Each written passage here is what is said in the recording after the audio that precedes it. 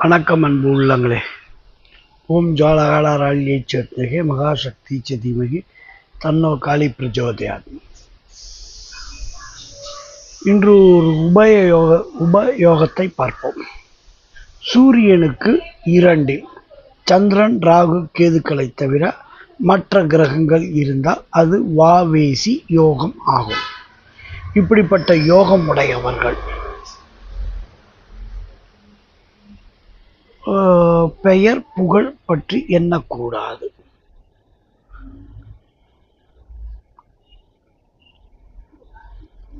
வேறொரு பாதையில் அவர்களுக்கு வாழ்க்கையில் பணம், வசதி, புகழ்கள் ஏற்படும்.